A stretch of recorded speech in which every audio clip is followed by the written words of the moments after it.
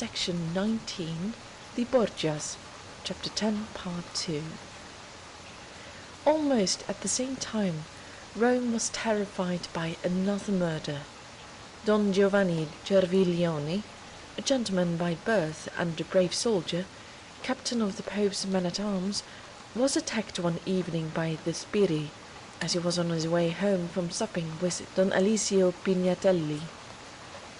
One of the men asked his name, and as he pronounced it, seeing that there was no mistake, plunged a dagger into his breast, while a second man with the back stroke of his sword cut off his head, which lay actually at his feet before his body had time to fall. The governor of Rome lodged a complaint against this assassination with the Pope, but quickly perceiving by the way his intimation was received that he would have done better to say nothing, he stopped the inquiries he had started, so that neither of the murderers was ever arrested. But the rumour circulated that Caesar, in the short stay he had made at Rome, had had a rendezvous with Cerviglione's wife, who was a Borgia by birth, and that her husband, when he heard of this infringement of conjugal duty, had been angry enough to threaten her and her lover too. The threat had reached Caesar's ears, who, making a long arm of Michelotto, had himself at Forli struck down Cerviglione in the street of Rome. Another unexpected death followed so quickly on that of Don Giovanni Cerviglione that it could not but be attributed to the same originator, if not the same cause. Monsignore Agnelli of Mantua, Archbishop of Cosenza, clerk of the chamber and vice-legate of Ubidepo, having fallen into disgrace with his holiness, how it is not known, was poisoned at his own table, at which he had passed a good part of the night in cheerful conversation with 3 or 4 guests, the poison gliding meanwhile through his veins. Then, going to bed in perfect health, he was found dead in the morning. His possessions were at once divided into 3 portions. The land and houses were given to the Duke of Valentinois, the bishopric went to Francesco Borgia, son of Calixtus III, and the office of clerk of the chamber was sold for 5,000 ducats to Ventura Bonassai, a merchant of Siena, who produced this sum for Alexander and settled down the very same day in the Vatican. This last death served the purpose of determining a point of law hitherto uncertain. As Monsignore Agnelli's natural heirs had made some difficulty about being disinherited, Alexander issued a brief whereby he took from every cardinal and every priest the right of making a will, and declared that all their property should henceforth devolve on him. But Caesar had stopped short in the midst of his victories, thanks to the 200,000 ducats that yet remained in his treasury. Ludovico Sforza had levied 500 men-at-arms from Burgundy and 8,000 Swiss infantry, with whom he had entered Lombardy. So Treacherous, to face this enemy, had been compelled to pull back Yves de Lecoq and the troops that Louis XII had left to Caesar. Consequently, Caesar, leaving behind the body of artificial soldiery as garrison at Forli and Imola, betook himself with the rest of his force to Rome. It was Alexander's wish that his entry should be a triumph, so when he learned that the quartermasters of the army were only a few leagues from the town, he sent out runners to invite the royal ambassadors, the cardinals, the prelates, the Roman barons and municipal dignitaries to make procession with all their suite to meet the Duke of Valentinois, and, as it always happens, that the pride of those who command is surpassed by the baseness of those who obey, the orders were not only fulfilled to the letter, but beyond it. The entry of Caesar took place on the 26th of February, 1500. Although this was the great Jubilee year, the festivals of the Carnival began none the less for that, and were conducted in a manner even more extravagant and licentious than usual, and the conqueror, after the first day, prepared a new display of ostentation, which he concealed under the veil of a masquerade.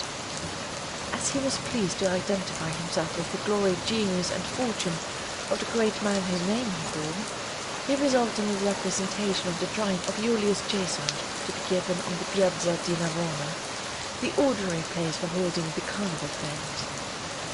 The next day, therefore, he and his retinue started from that square, and traversed all the streets of Rome, wearing classical costumes and riding in antique cars, on one of which Caesar stood, clad in the robe of an emperor of old, his brow crowned with a golden laurel wreath, surrounded by lictors, soldiers, and ensign-bearers, who carried banners whereon was inscribed the motto, Aut Caesar, aut nihil. Finally, on the 4th of Sunday in Lent, the Pope conferred upon Caesar the dignity he had so long coveted, and appointed him General and Gonfaloniere of the Holy Church. In the meanwhile, Sforza had crossed the Alps and passed the Lake of Como, amid acclamations of joy from his former subjects, who had quickly lost the enthusiasm that the French army and Louis's promises had inspired. These demonstrations were so noisy at Milan that Treacherous, judging that there was no safety for a French garrison in remaining there, made his way to Novara. Experience proved that he was not deceived. But scarcely had the Milanese observed his preparation for departure when a suppressed excitement began to spread through the town, and soon the streets were filled with armed men. This murmuring crowd had to be passed through, sword in hand and lance in rest, and scarcely had the French got outside the gates when the mob rushed out after the army into the country, pursuing them with shouts and hooting as far as the banks of the Ticino. Treacherous left 400 lances at Novara, as well as 3,000 Swiss that Yves de Lager had brought from the Romagna, and directed his course with the rest of the army towards Mortara, where he stopped at last to await the help he had demanded from the King of France. Behind him, Cardinal Ascanio and Ludovico entered Milan amid the acclamations of the whole town. Neither of them lost any time, and wishing to profit by this enthusiasm, Ascanio undertook to besiege the castle of Milan, while Ludovico should cross up the Ticino and attack Novara. Their besiegers and besieged were sons of the same nation, for Yves de Lager had scarcely as many as 300 French with him, and Ludovico 500 Italians. In fact, for the last 16 years, the Swiss had been practically the only infantry in Europe, and all the powers came, purse in hand, to draw from the mighty reservoir of their mountains. The consequence was that these rude children of William Tell, put up to auction by the nations, and carried away from the humble, hardy life of the mountain people into cities of wealth and pleasure, had lost not their ancient courage, but that rigidity of principle for which they had been distinguished before their intercourse with other nations. From being models of honor and good faith, they had become a kind of marketable ware, always ready for sale to the highest bidder. The French were the first to experience this venality, which later on proved so fatal to Ludovico Sforza. Now, the Swiss in the garrison of Novara had been in communication with their compatriots in the vanguard of the ducal army, but when they found that they, who as a fact were unaware that Ludovico's treasure was nearly exhausted, were better fed as well as better paid than themselves, they offered to give up the town and go over to the Milanese if they could be certain of the same pay. Ludovico, as we may well suppose, closed with this bargain. The whole of Novara was given up to him except the citadel, which was defended by Frenchmen. Thus, the enemy's army was recruited by 3,000 men. Then, Ludovico made the mistake of stopping to besiege the castle instead of marching on to Mortara with a new reinforcement. The result of this was that Louis XII, to whom runners had been sent by Treacherous, understanding his perilous position, hastened the departure of the French gendarmerie who were already collected to cross into Italy, sent off the bailiff of Dijon to Lavigny's Swiss forces, and ordered Cardinal Ambroise, his prime minister, to cross the Alps and take up a position at Asti, to hurry on the work of collecting the troops. There the cardinal found a nest egg of 3,000 men, but Rémy added 1,500 lancers and 6,000 French infantry.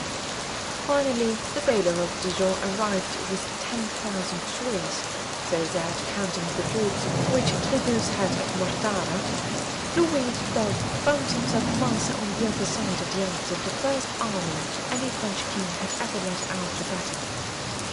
Soon, by good marching, and before Ludovico knew the strength of, or even the existence of this army, he took up a position between Novara and Milan, cutting off all communication between the Duke and his capital. He was, therefore, compelled, in spite of his inferior numbers, to prepare for a pitched battle.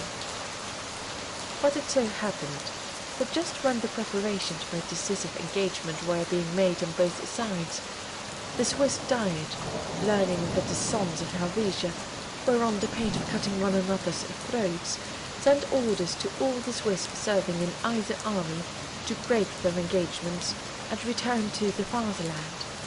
But during the 2 months that had passed between the surrender of Novara and the arrival of the French army before the town, there had been a very great change in the face of things, because Ludovico Sforza's treasure was now exhausted. New confabulations had gone on between the outposts, and this time, thanks to the money sent by Louis XII, it was the Swiss in the service of France who were found to be the better fed and better paid. The worthy Helvetians, since they no longer fought for their own liberty, knew the value of their blood too well to allow a single drop of it to be spilled for less than its weight in gold. The result was that, as they had betrayed Yves d'Allegre, they resolved to betray Ludovico Sforza too. And while the recruits brought in by the bailiff of Dijon were standing firmly by the French flag, careless of the order of the Diet, Ludovico's auxiliaries declared that in fighting against their Swiss brethren, they would be acting in disobedience to the Diet, and would risk capital punishment in the end, a danger that nothing would induce them to incur unless they immediately received the arrears of their pay. The Duke, who had spent the last ducat he had with him, and was entirely cut off from his capital, knew that he could not get money till he had fought his way through to it, and therefore invited the Swiss to make one last effort, promising them not only the pay that was in arrears, but a double hire.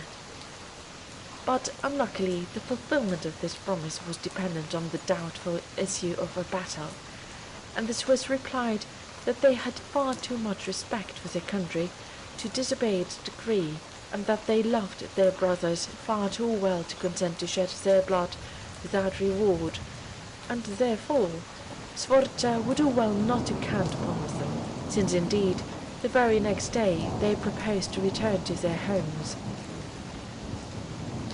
The Duke then saw that all was lost, but he made a last appeal to their honour, adjuring them at least to ensure his personal safety by making it a condition of capitulation.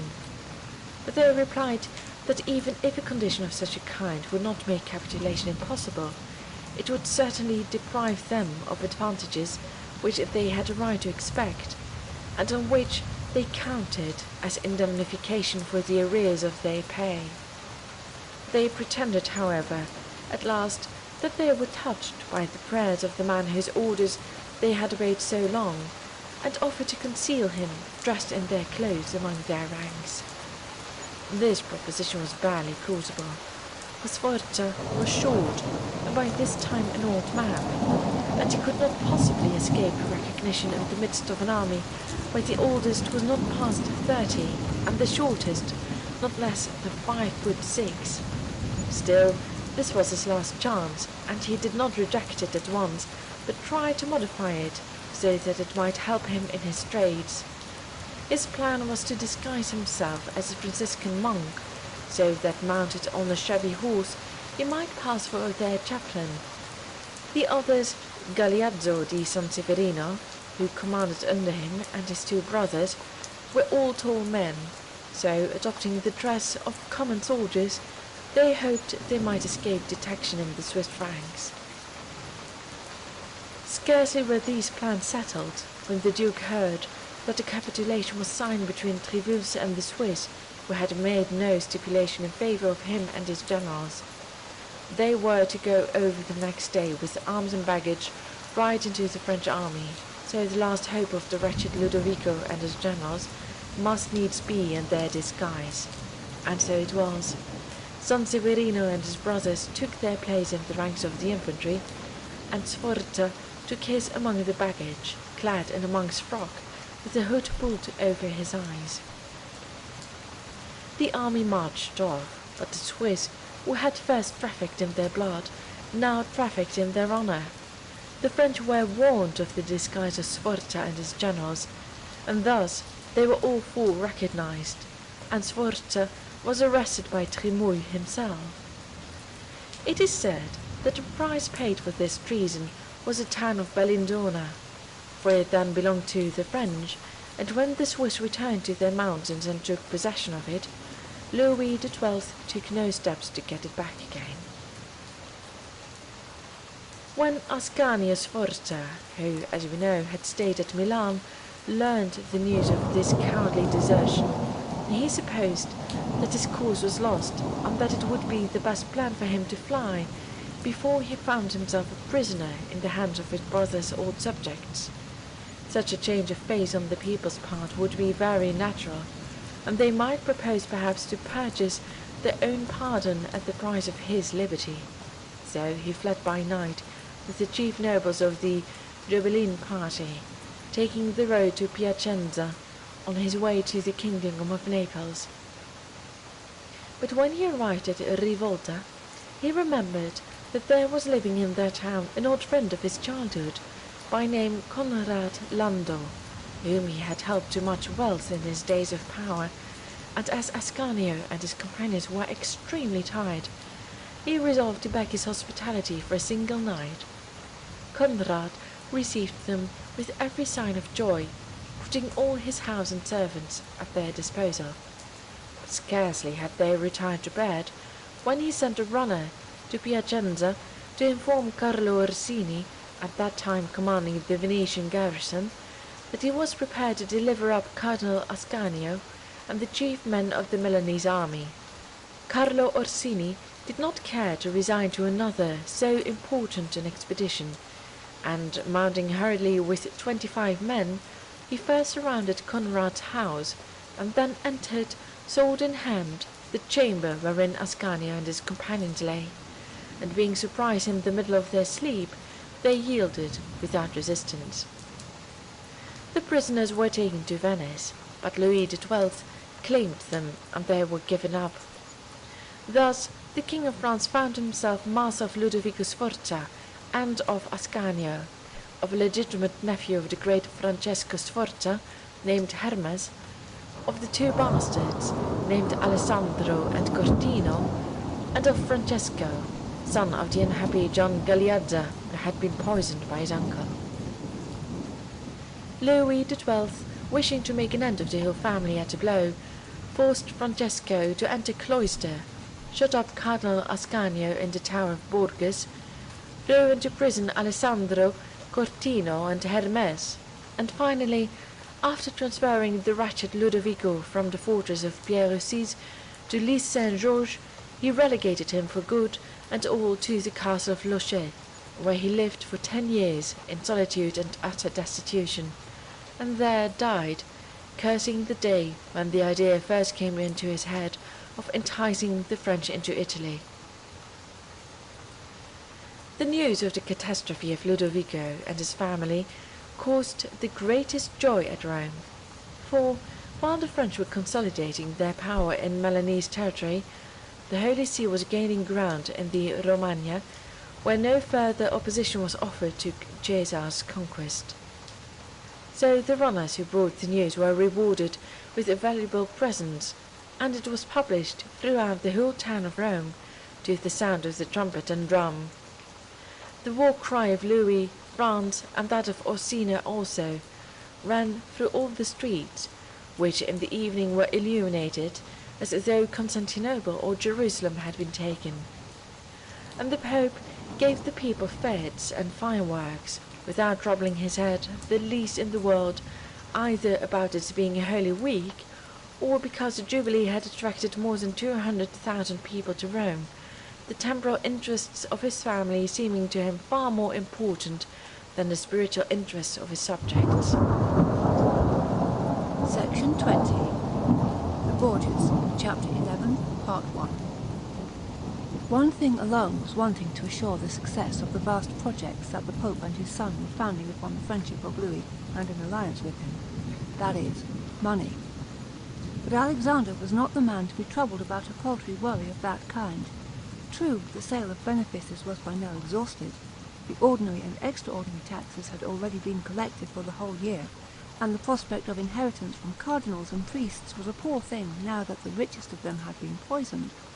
But Alexander had other means at his disposal, which were none the less efficacious because they were less often used.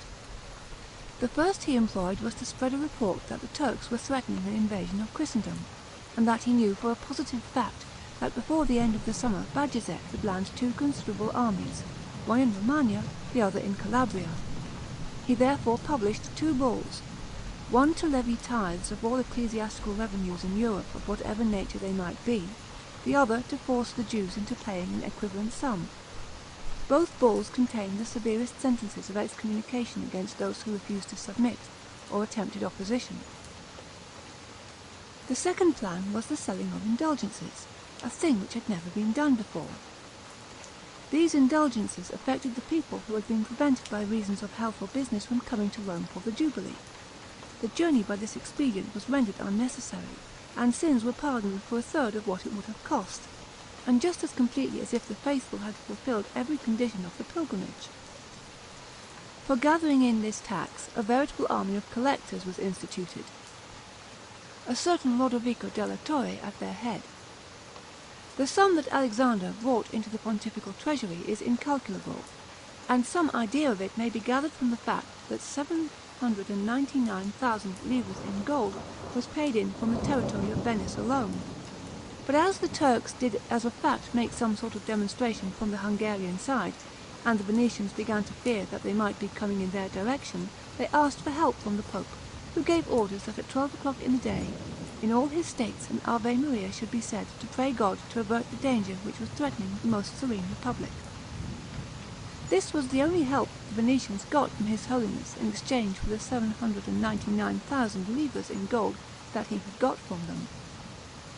But it seemed as though God wished to show his strange vicar on earth that he was angered by the mockery of sacred things, and on the eve of St. Peter's Day, just as the Pope was passing the Campanile on his way to the tribune of benedictions, an enormous piece of iron broke off and fell at his feet, and then, as though one warning had not been enough, on the next day, St. Peter's, when the Pope happened to be in one of the rooms of his ordinary dwelling with the Cardinal Capuano and Monsignore Poto, his private chamberlain, he saw through the open windows that a very black cloud was coming up.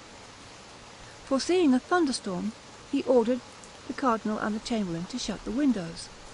He had not been mistaken, for even as they were obeying his command, there came up such a furious gust of wind that the highest chimney of the Vatican was overturned, just as a tree is rooted up, and was dashed upon the roof, breaking it in, smashing the upper flooring.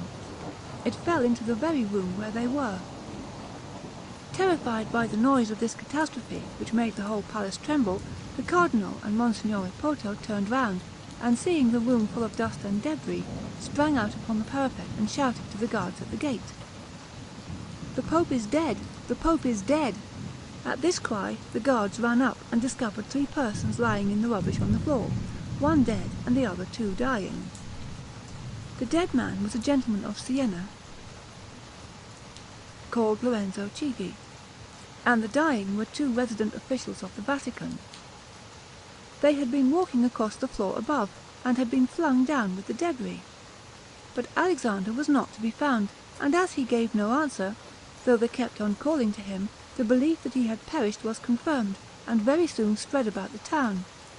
But he had only fainted, and at the end of a certain time he began to come to himself, and moaned, whereupon he was discovered, dazed with the blow, and injured, though not seriously, in several parts of his body.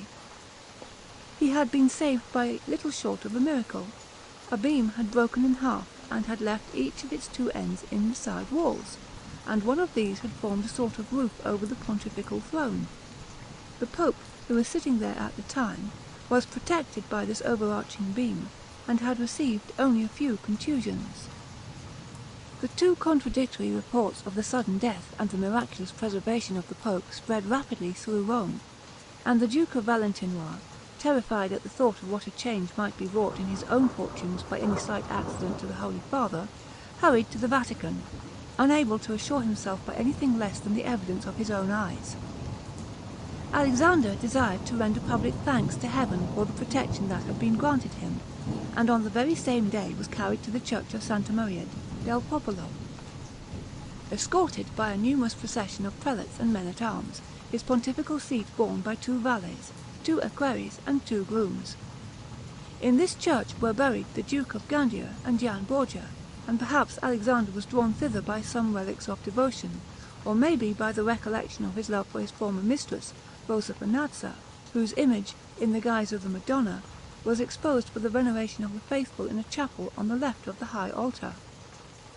Stopping before this altar, the Pope offered to the church the gift of a magnificent chalice in which were 300 gold crowns, which the Cardinal of Siena poured out into a silver paten before the eyes of all, much to the gratification of the pontifical vanity.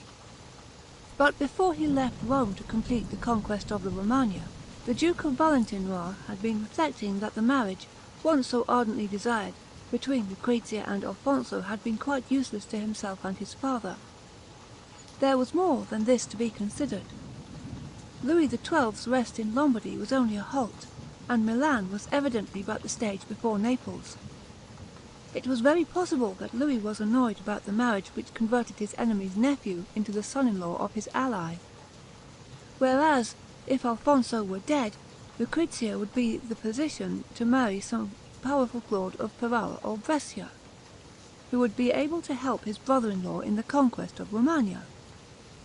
Alfonso was now not only useless but dangerous, which to anyone with the character of the Borgias perhaps seemed worse. The death of Alfonso was resolved upon. But Lucrezia's husband, who had understood for a long time past what danger he incurred by living near his terrible father-in-law, had retired to Naples. Since, however, neither Alexander nor Caesar had changed in their perpetual dissimulation towards him, he was beginning to lose his fear, when he received an invitation from the Pope and his son to take part in a bullfight which was to be held in the Spanish fashion in honour of the Duke before his departure. In the present precarious position of Naples, it would not have been good policy for Alfonso to afford Alexander any sort of pretext for a rupture, so he could not refuse without a motive, and betook himself to Rome. It was thought of no use to consult Lucrezia in this affair, for she had 2 or 3 times displayed an absurd attachment for her husband, and they left her undisturbed in her government of Spoleto.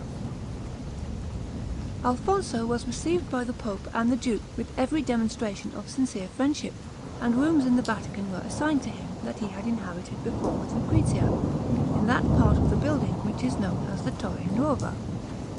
Great lists were prepared on the Piazza of St. Peter's, the streets about it were barricaded, and the windows of the surrounding houses served as boxes for the spectators. The Pope and his court took their places on the balconies of the Vatican. The fete was started by professional toreadors, after they had exhibited their strength and skill. Alfonso and Caesar in their turn descended to the arena, and to offer a proof of their mutual kindness, settled that the bull which pursued Caesar should be killed by Alfonso, and the bull that pursued Alfonso by Caesar. Then Caesar remained alone on horseback within the lists, Alfonso going out by an improvised door which was kept ajar, in order that he might go back on the instant if he judged that his presence was necessary.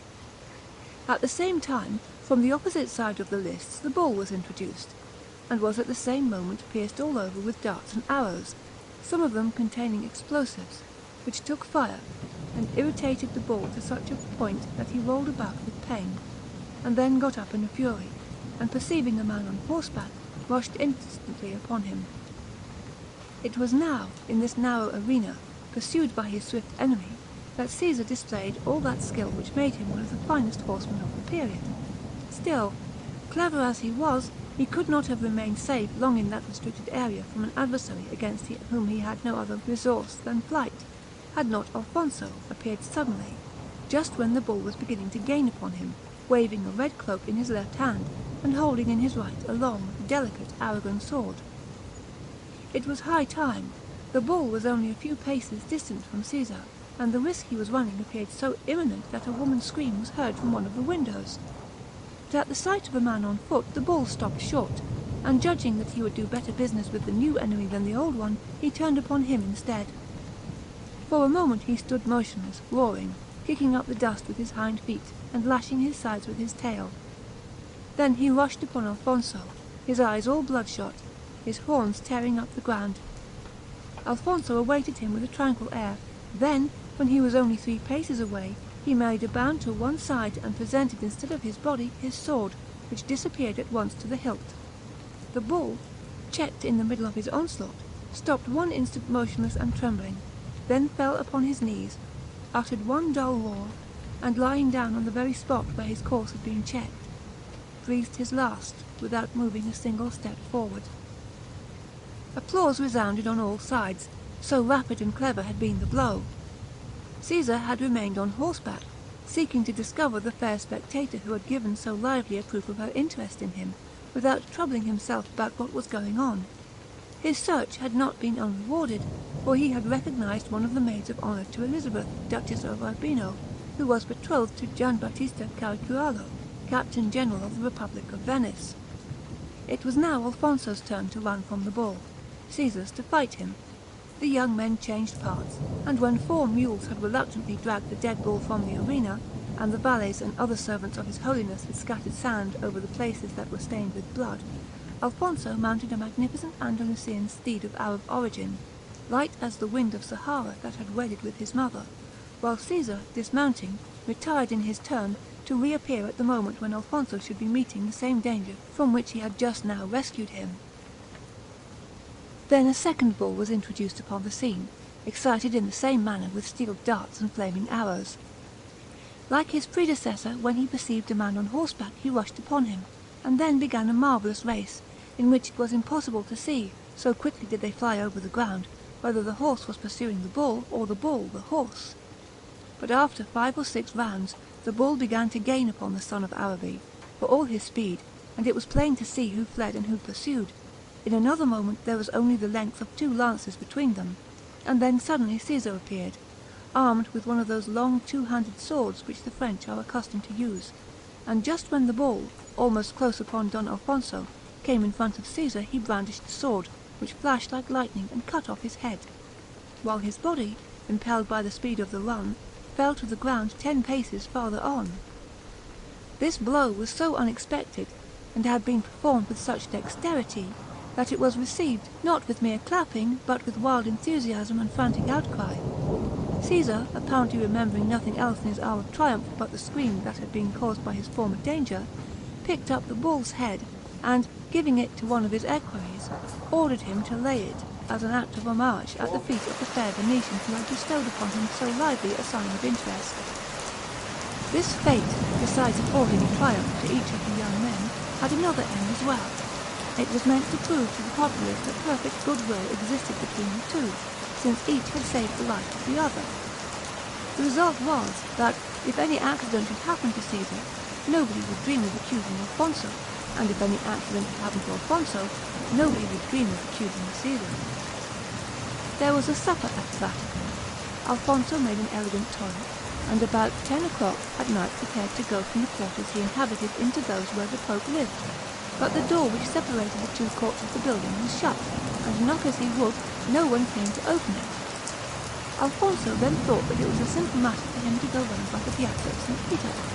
So he went out unaccompanied through one of the garden gates of the Vatican and made his way across the gloomy streets which led to the stairway which gave him the piazza. But scarcely had he set foot on the first step when he was attacked by a band of armed men. Alfonso would have drawn his sword, But before it was out of the scabbard, he had received 2 blows from a halberd, one on his head, the other on his shoulder. He was stabbed in the side and wounded both in the leg and in the temple. Struck down by these 5 blows, he lost his footing and fell to the ground unconscious. His assassin, supposing he was dead, at once remounted the stairway and found on the piazza 40 horsemen waiting for them. By then they were calmly escorted from the city by the porter and Borgia. Alfonso was found at the point of death, but not actually dead, by some passers-by, some of whom recognized him and instantly conveyed the news of his assassination to the Vatican, while the others, lifting the wounded man in their arms, carried him to his quarters in the Torre Nuova.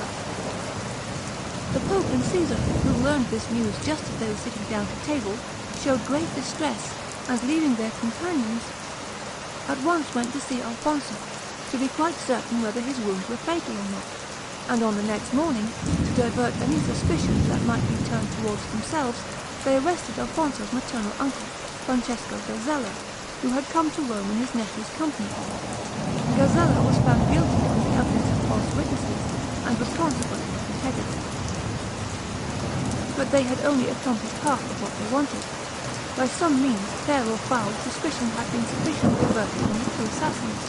But Alfonso was not dead, and thanks to the strength of his constitution and the skill of his doctors, who had taken the lamentations of the Pope and Caesar quite seriously, and thought to please them by curing Alexander's son-in-law, the wounded man was making progress towards convalescence.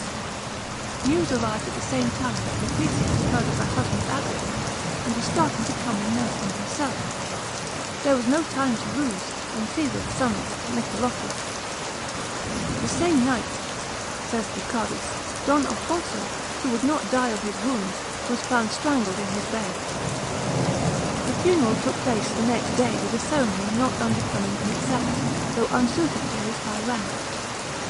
Don Francesco Borgia, Archbishop of Cosenza, acted as chief mourner at Pepita, where the body was buried in the chapel of Santa Maria della Stella. Lucrezia arrived the same evening. She knew her father and brother too well to be put on the wrong scent, and although immediately after Alfonso's death, the Duke of Valentino had arrested the doctors, the surgeon, and a poor deformed wretch who had been acting as valet, she knew perfectly well from what quarter the blow had proceeded. In fear, therefore, that the manifestation of the grief she felt at this time too well might alienate the confidence of her father and brother, she retired to Nepi with her whole household, her whole court, and more than 600 cavaliers, there to spend the period of her mourning. This important family business was now settled, and Lucrezia was again a widow, and in consequence ready to be utilized in the Pope's new political machinations. Caesar only stayed at Rome to receive the ambassadors from France and Venice, but as their arrival was somewhat delayed, and considerable inroads had been made upon the Pope's treasury by the recent festivities, the creation of 12 new cardinals was arranged. This scheme was to have 2 effects, viz., to bring 600,000 ducats into the pontifical chest, each hat having been priced at 50,000 ducats, and to assure the Pope of a constant majority in the Sacred Council. End of section number 20.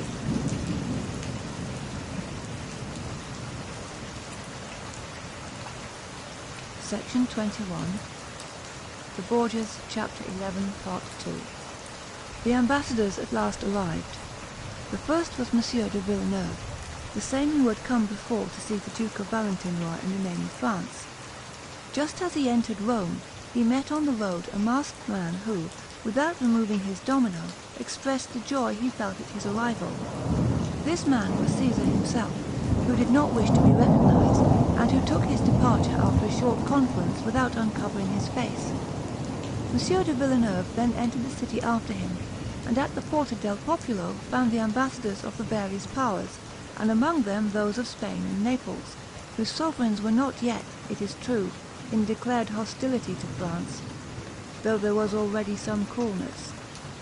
The last named, fearing to compromise themselves, merely said to their colleague of France, by way of complimentary address, "Sir, you are welcome," whereupon the master of the ceremonies, surprised at the brevity of the greeting, asked if they had nothing else to say. When they replied that they had not, Monsieur de Villeneuve turned his back upon them, remarking that those who had nothing to say required no answer. He then took his place between the Archbishop of Regia, the governor of Rome, and the Archbishop of Ragusa, and made his way to the Palace of the Holy Apostles, which had been got ready for his reception. Some days later, Maria Giorgi, ambassador extraordinary of Venice, made his arrival. He was commissioned not only to arrange the business on hand with the Pope, but also to convey to Alexander and Caesar the title of Venetian nobles, and to inform them that their names were inscribed in the Golden Book, a favour that both of them had long coveted, less for the empty honour's sake than for the new influence that this title might confer. Then the Pope went on to bestow the 12 cardinals' hats that had been sold. The new princes of the Church were Don Diego de Mendoza, Archbishop of Seville, Jacques, Archbishop of Oristano, the Pope's Vicar General, Thomas, Archbishop of Spigania, Piero, Archbishop of Reggio, Governor of Rome, Francesco Borgia, Archbishop of Cosenza, Treasurer General, Gian, Archbishop of Salerno, Vice-Chamberlain, Luigi Borgia, Archbishop of Valencia, Secretary to His Holiness, and brother of the Gian Borgia whom Caesar had poisoned, Antonio, Bishop of Como, Gian Battista Ferraro, Bishop of Modena, Amadei d'Albret, son of the King of Navarre, brother-in-law of the Duke of Valentinois, and Marco Cornaro, a Venetian noble, in whose person His Holiness rendered back to the most serene Republic the favour he had just received. Then, as there was nothing further to detain the Duke of Valentinois at Rome, he only waited to effect a loan from a rich banker named Agostino Chigi, brother of the Lorenzo Chigi, who had perished on the day when the Pope had been nearly killed by the fall of a chimney, and departed for the Romagna, accompanied by Vitellozzo Vitelli, Gian Paolo Baglioni, and Jacopo di Santa Croce, at the time his friends, but later on his victims. His first enterprise was against Pesaro. This was the polite attention of a brother-in-law, and Gian Sforza very well knew what would be its consequences, for instead of attempting to defend his possessions by taking up arms or venture on negotiations, unwilling moreover to expose the fair lands he had ruled so long to the vengeance of an irritated foe, he begged his subjects to preserve their former affection towards himself, in the hope of better days to come, and he fled into Dalmatia. Malatesta, lord of Rimini, followed his example. Thus the Duke of Valentinois entered both these towns without striking a single blow. Caesar left a sufficient garrison behind him, and marched on to Faenza. But there the face of things was changed. Faenza at that time was under the rule of Astor Manfredi, a brave and handsome young man of 18, who, relying on the love of his subjects towards his family, had resolved on defending himself to the uttermost, although he had been forsaken by the Bentivogli, his near relatives, and by his allies, the Venetian and Florentines, who had not dared to send him any aid because of the affection felt towards Caesar by the King of France. Accordingly, when he perceived that the Duke of Valentinois was marching against him, he assembled in hot haste all those of his vassals who were capable of bearing arms, together with the few foreign soldiers who were willing to come into his pay, and collecting victual and ammunition, he took up his position with them inside the town. By these defensive preparations Caesar was not greatly disconcerted. He commanded a magnificent army,